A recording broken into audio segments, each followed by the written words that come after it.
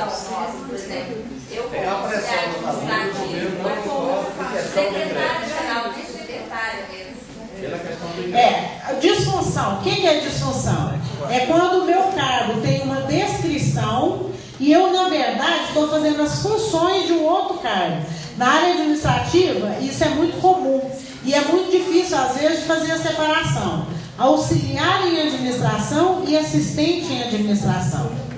A diferença salarial é grande. E eu falo, não, eu sou, na verdade, o único aqui no departamento, eu que faço a estatística e eu comprovo que eu estou fazendo, na verdade, a função de assistente. Mas eu recebo um salário mais baixo. Isso também está nessa pauta atual, que é a discussão da correção das disfunções. Toda vez que vem um novo plano, a gente tenta corrigir disfunção. É difícil não ter. Tem gente que achava que devia ser proibido disfunção. Eu acho que se proíbe o crescimento. Não tem jeito de a gente falar para a pessoa se contentar só em limpar o chão. Porque naturalmente ela vai mostrando o desejo de crescer e a instituição tem que propiciar isso, né? Senão a gente vai voltar a admirar o mundo novo. Cada um tantinho de oxigênio. Só um pouquinho, senão eu vou concluir aqui. Eu acho que tem uma voz comum aqui. Nós temos uma política de capacitação e de desenvolvimento da carreira que é de direito, mas ainda não é de fato. Então nós estamos construindo instrumentos para que isso seja realmente efetivado. A Marina apontou uma possibilidade. Se a gente obtiver essa mesma possibilidade do técnico administrativo substituto, aí a gente tem essa garantia. Então essa discussão nós temos que fazer. Está aí na mesa aberta agora de negociação. Sunando. Inário. Depois ele vai perguntar sobre correlação direta e indireta. A minha dúvida é no nível D. Eu pensava que a qualificação mínima para você prestar concurso nível D era ensino médio, correto? Não. Tem cargos que não tem exigência do nível médio. Só tem um cargo do nível D cuja exigência não é o ensino médio completo, que é o vigilante. Isso aí é para o vigilante. Você está achando. Isso aí tem uma história. Isso é uma história. Mas tem cargos que a gente não consegue pontuar. Por exemplo, eu dei aqui o exemplo do mateiro. Como é que você coloca um salário para ele se você obedecer unicamente o critério de escolaridade? Você acaba dando um salário tão baixo que você não consegue um profissional. Tem um cargo antigamente que era muito falado, vidreiro. É aquele que faz o vidro mesmo. Que não consegue porque o nível a exigência de escolaridade é baixa. Mas o mercado paga salário mais alto. Então vai ter que fazer esses arranjos. E às vezes é por pressão, né, gente? O vigilante, eu me lembro, o tratorista veio atrás, motorista, muitas vezes a carreira foi quebrada na sua hierarquia por pressões de categoria. O ascensorista, uma vez, nós descobrimos que o presidente da República tinha um amigo ascensorista que fez uma demanda especificamente para ele e ele mudou. Por uma canetada, ele mudou o ascensorista de lugar. Então, essas coisas... Não tem jeito, acontece, né? Sunando. É só a questão aí da letra C e D, que é um dos problemas maiores que nós temos. Já tem décadas que a gente vem lutando. E aí, por que a pergunta da colega ali, a gente tem o caso de a pessoa que está no nível C, que é secretária, não é só assistente de administração. Então, é gritante. E a relação muito interessante, que acontece muito no hospital, do nível C, D o técnico de enfermagem e o auxiliar de enfermagem também. Então o governo, essa é uma briga antiga nossa, e que a gente está no processo da greve, quer dizer o seguinte, quem faz a mesma coisa precisa ganhar o mesmo salário, mas ele sempre utiliza essa linguagem política de que a exigência para investidor no cargo foi uma, que era de primeiro grau, portanto não vai receber como segundo grau. E no hospital, por exemplo, a gente vê que a situação é gritante, não só na área acadêmica e administrativa também, mas no hospital agora tem essa questão do secretário, tem que ver quem está ocupando a FG, porque secretária, ou não existe isso mais, Maria? Então, quem é a secretária, e ela está lá, o cargo de secretária, mas ela está numa função gratificada. Pode ser auxiliar. Pode ser auxiliar, pode ser, e não é disfunção, não se caracteriza uma disfunção aí.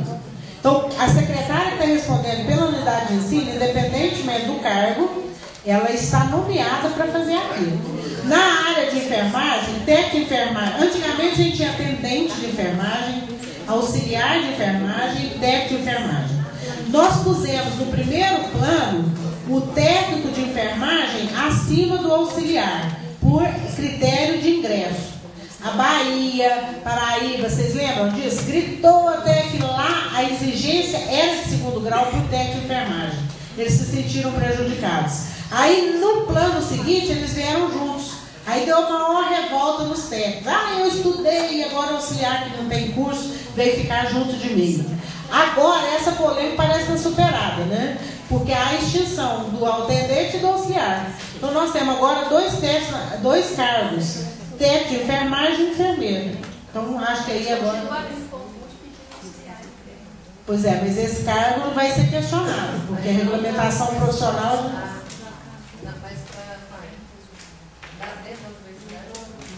Mas mesmo para a FAEP vai ter questionamento disso. Bom, como que se dá o pagamento da pessoa que está no PET, por exemplo, no C, no último grau lá, e ele presta um concurso e vai para o D. Ele começa lá no princípio. Você vai começar a vida nova. Você sai do seu cargo, vamos ver, alguém aqui do C entra, ele é assim, ele está com 33 anos de UF. O cargo da letra C, auxiliar administrativo. Fez administração, está até com mestrado. Entrou agora no concurso para o cargo de assistente em administração. Então ele vai migrar da letra C para a letra D. O ingresso é no inicial da carreira. O que vai acontecer? Porque tem o desligamento do cargo anterior, exoneração do cargo anterior e ingresso novo. Aí não compete. Médico administrativo. Eu também não. Acho que tem umas coisas que tem. Médico administrativo, quer ver? Não, nenhum médico que está aqui, principalmente num contrato de 40 horas, tem vantagem de passar para o professor. Ele vai começar no ingresso e ele vai contar a titulação, mas ele vai parar. O salário dele seguramente vai ser menor como docente. Então eu acho que isso tem que pensar. Outra coisa que eu acho que a gente precisa resolver é o negócio aqui do incentivo para quem tem 2 especializações. Aquela ideia precisa ser, que é o seguinte: eu tenho 2 especializações. Uma eu usei para ter um incentivo. Por que eu não posso usar a outra para passar? Faça a tabela anterior, fazendo favor. Por que eu não posso usar a outra especialização para aperfeiçoamento? Aqui. Para ser no 4, eu preciso de um curso de 180 horas de capacitação, aperfeiçoamento. Eu vou lá e apresento o meu segundo tipo de especialização e não deixa. E sabe por que não deixa? Se eu fizer a especialização e não apresentar a monografia, aí eu posso, porque aí eu tenho um certificado de aperfeiçoamento. A própria legislação da especialização fala isso. Eu não fiz a monografia, eu não cumpri com o requisito para ter o título de especialista.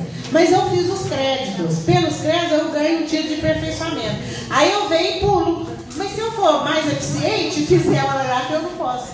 Vocês acham que eu não tenho sentido esse argumento? Muito incoerente, Wesley. Isso aí, quando eu apresentei meu primeiro diploma, que era de curso superior, mas a área era indireta, eu ganhei 5%, sendo que se eu apresentasse o de segundo grau, eu ganharia 10%. Chega a ser ridículo um negócio desse. Aí, da maneira que está na tabela agora, está até diferente, mas quando eu apresentei, aconteceu isso comigo. Era mais fácil eu apresentar o meu diploma no curso de artes plásticas aqui da Universidade Federal, fui lá e levei. Me deram 5%. Os colegas que só tinham segundo grau, apresentaram segundo grau, ganharam 10%. Pois é. Eu acho que essas coisas, quando a gente está discutindo uma nova estrutura, é muito difícil prever todas as situações. Então, auxilia muito esses debates, porque a gente vai entendendo as situações e transformando isso em propostas de negociação. Nós estamos diante dessa possibilidade agora. Vocês estão falando da política de capacitação. Nós temos espaço nos conselhos superiores da universidade. Eu acho que nós precisamos avançar agora nesse movimento, negociando em Brasília e aqui. Nós precisamos negociar a saída dos técnicos administrativos para capacitação, colocar isso em pauta e avançar nessa discussão. Alguma coisa mais? Lília, mas a questão de você ter seu concurso para passar por um dedo, por exemplo, e a contagem do tempo que você teve? Não, morre. Essa contagem morreu, você entrou de novo. Só tem uma possibilidade. Que até agora foi assim, eu não posso garantir que continuará. Mas era assim, no primeiro plano, eu estava na letra D, na letra C. E eu provei no enquadramento, não, eu fiz um concurso e passei para o cargo aqui do grupo D, o inicial. Aí veio um novo plano de carreira. E o critério de enquadramento foi tempo de serviço público federal. Aí eu voltei a ganhar. Porque aí no enquadramento, eu contei o meu tempo que eu fiquei aqui. Aí eu ganhei. Vocês estão entendendo? De um enquadramento para outro, de um plano para outro, pode ser corrigida essa distorção. Até agora foi, sempre corrigido. Mas quando está lá no teto, não tem problema. Não, quando você está no teto, não. Se você já é em relação a cargo, não em padrão. Se eu sou letra E, eu já estou no último cargo, não posso ter outro. Isso é para quem ainda não está, quem tem a possibilidade de chegar no nível superior. Quem já tem, não tem mais cargo para ir, a não ser docente. Só que ela está lá no teto. Se for o E, você serviço não. Você está aqui, aí você vai pegar um cargo de nível superior. Seu salário como técnico de nível médio vai ser maior. Agora, você pode arriscar, isso que eu estou te falando, é uma questão estratégica. Você trabalha com a margem de risco. Você fala o seguinte, não, eu vou aceitar. Eu quero sim. Eu vou perder em salário, mas eu vou passar para um cargo de nível superior. Aí pode ser que você tenha que ficar tanto tempo aqui para alcançar esse salário que te desanime, mas pode ser que venha um novo plano e fala, não, o enquadramento agora nesse novo plano vai ser por tempo de serviço público federal. Aí todo o tempo que você entrou aqui no nível médio conta, aí você vai lá, aí você ganha. E muita gente ganhou. Até hoje foi assim. Não sei o próximo plano que nós vamos conseguir fazer. Alguma outra questão? Se está no nível D, passa para o E, eu posso apresentar o título de mestrado e já receber os 52%? Marina, e o que eu preciso? Porque se ela apresentou o título de mestrado para a seleção, ela apresenta de novo. Seleção, não. Porque tem prova de títulos aqui. Não, mas aí é só classificatória. Ela usa o título para o D e usa de novo para então tá. receber sobre o novo salário. Pode levar seu título lá que você ganha na hora. Alguma outra questão? Fiz a residência para ingressar com pré-requisito E para especialização. E era um problema isso, no início não era assim não. Agora, utiliza com Teve um problema no pré-requisito. início, ficou meio em dúvida, assim, por exemplo, se podia contar ou não e tal. Aí depois logo se resolveu. Então que bom. Ô, Eu achava que isso era tem uma coisa que eu não me conformo, porque eu acho que esse é o momento da gente discutir e isso entrar de uma forma de reivindicação. O quanto que é desmotivador para uma pessoa prestar um concurso público, que já é funcionária há muito tempo, eu já levantei isso em reunião lá em Brasília, em reunião de CIS, em reunião nacional, mas eu não vejo nenhum caminhamento nesse sentido.